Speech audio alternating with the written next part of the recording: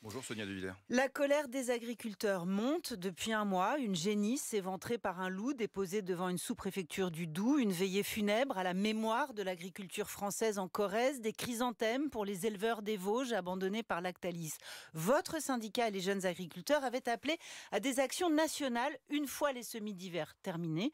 On y est. Ces actions vont-elles avoir lieu ? Oui, nous allons nous mettre en route comme nous l'avions indiqué, ou plutôt reprendre la route comme nous l'avions indiqué à partir de lundi prochain, parce que va s'ouvrir au Brésil le G20. Et vous savez, vos auditeurs qui ont parfois le sentiment que l'agriculture a beaucoup obtenu ne voient pas forcément ou n'ont pas conscience que ce Mercosur, cet accord commercial qui lie une partie des États d'Amérique du Sud à l'Europe, risque d'avoir pour l'agriculture des conséquences dramatiques. De quoi parle-t-on ? On parle de bœuf aux hormones, on parle de poulet accélérateur de croissance.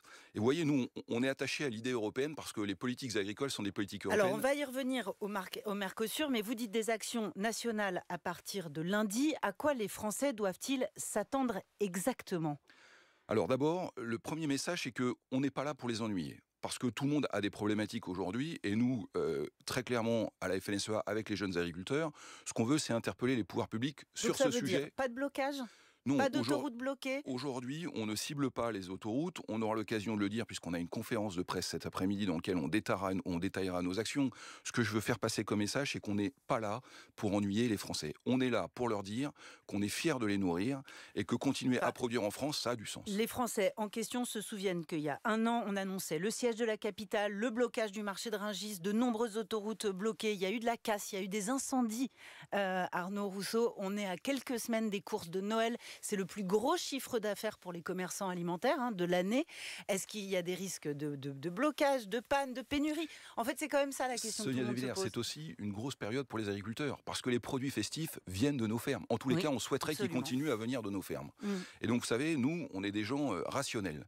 Ce qu'on veut, c'est attirer l'attention des pouvoirs publics, et on a besoin du soutien des Français pour dire que l'Europe ne doit pas être une passoire, et qu'elle ne peut pas importer des produits qui ne respectent aucun de nos standards. On ne veut pas d'une agriculture qu'on se refuse à produire en Europe et singulièrement en France. Mais ça veut dire quoi ? Quand vous dites on reprend la route, c'est on remonte sur les tracteurs et on y va ? Oui, absolument. On va aller dans tous les départements, à l'initiative des départements, parce que vous savez, l'agriculture, c'est d'abord le terrain qui commande.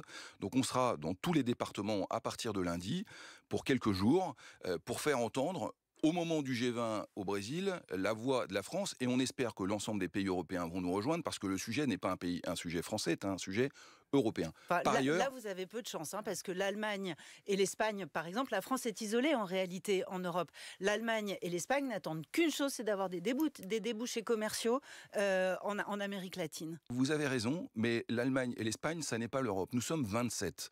Et un grand nombre d'États membres font aujourd'hui le constat qu'une agriculture importée qui ne respecte aucun de standards ne correspond pas à l'idée qu'ils sont de l'Europe. Les Roumains, par exemple, viennent de dire qu'ils étaient hostiles à cet accord. Et chaque jour qui passe, parce que chacun a sa place... Vous savez, la ministre est hostile à cet accord. Emmanuel Macron est hostile à cet accord, en réalité. Et vont tout faire pour qu'il ne soit pas signé en l'état. 600 parlementaires français, c'est du jamais vu, viennent de signer un texte pour dire qu'ils sont hostiles à cet accord, à l'initiative de Yannick Jadot. Vous avez rarement des positions communes, mais là, elles sont très claires. Donc vous allez bloquer la France pour un dossier sur lequel la France n'a peut-être pas la main ?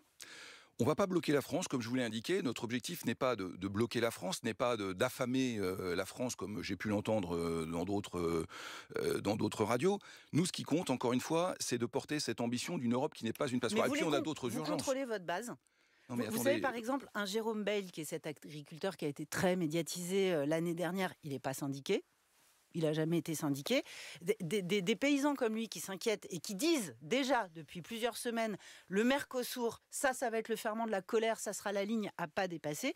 Vous n'avez pas de contrôle sur eux. Non, mais vous savez, les agriculteurs sont des gens qui sont terriblement attachés à leur liberté et à leur indépendance. Oui. Donc en fait, nous, on essaie de dire ce qu'est la ligne politique et d'encadrer les choses. Et je crois qu'on est très clair quand on dit qu'on ne veut pas d'une Europe passoire, parce qu'on parle du Mercosur, mais on pourrait parler de l'Ukraine, on pourrait parler des dangers que représentent aujourd'hui les positions de la Chine, notamment sur les vins et spiritueux, de ce qui va se passer aux États-Unis. Donc nous, on donne des consignes.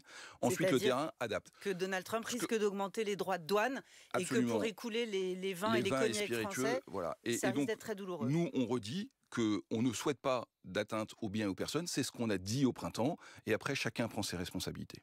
Bon, vous entendez la ministre de l'Agriculture qui dit pas de casse, pas d'incendie, pas de violence, sinon les agriculteurs vont finir par rompre le lien fragile qui les unit aux Français.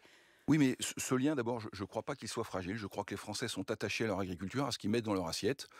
D'autre part, moi je dis à la ministre, agissez, parce que c'est votre rôle. Et là, on parle du Mercosur, mais il y a bien d'autres sujets. Alors justement, c'est ma question. En gros, sans vouloir trop simplifier la situation, est-ce que les agriculteurs français sont dans une meilleure situation ou dans une situation pire que l'année dernière à la même époque, quand ça a explosé? Alors les choses ont évolué. D'abord, ce qui demeure, c'est la problématique du revenu.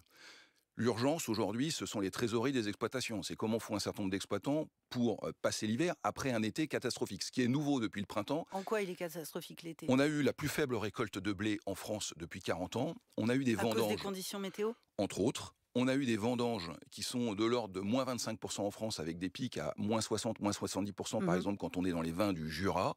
On a eu des maladies sanitaires sur nos troupeaux. Vous savez, cette maladie de la langue bleue, entre autres, qui touche les ovins et les bovins, les moutons et les vaches, qui a impacté très durement les agriculteurs cet été. Et puis, on a un élément de politique. On a dissous l'Assemblée nationale. Sur les épidémies, il y a une polémique sur les vaccins. C'est-à-dire que beaucoup d'éleveurs reprochent aux autorités sanitaires de ne pas avoir livré les vaccins à temps. Vous confirmez? Oui, on a eu du délai sur les vaccins, notamment sur cette fièvre catarrhale ovine, la langue bleue de sérotype 3.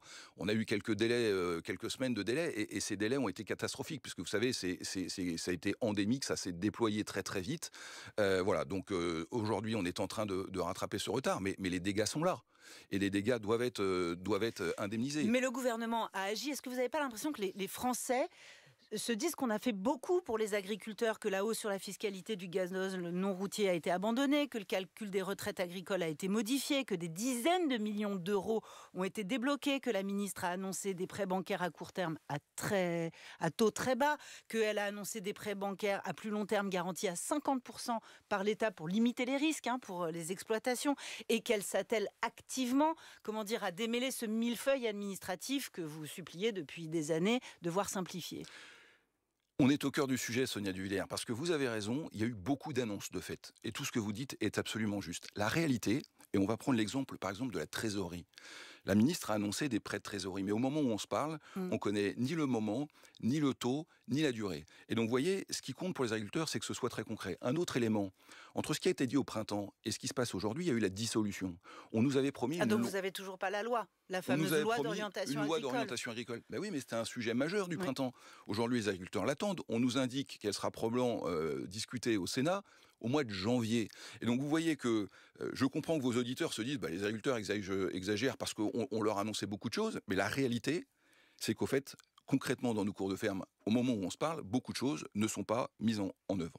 Bon, donc vous diagnostiquez une colère et un mal-être chez les agriculteurs, et je repose ma question, c'est-à-dire est-ce que vous allez pouvoir contrôler tous ces paysans, toutes ces paysannes, tous ces agriculteurs, ces agricultrices partout en France qui s'apprêtent à reprendre leur tracteur? Vous savez, moi, l'objectif qui m'avait été fixé, c'est pas de contrôler les agriculteurs, c'est de faire en sorte qu'on obtienne des résultats. Et encore une fois, les agriculteurs se définiront, ils sont bien assez grands pour le faire. Ce qu'ils attendent de nous, leurs responsables professionnels, et vous avez raison de dire que tous les agriculteurs ne sont pas syndiqués, ce qu'ils attendent de nous, c'est qu'on soit efficace pour obtenir des résultats.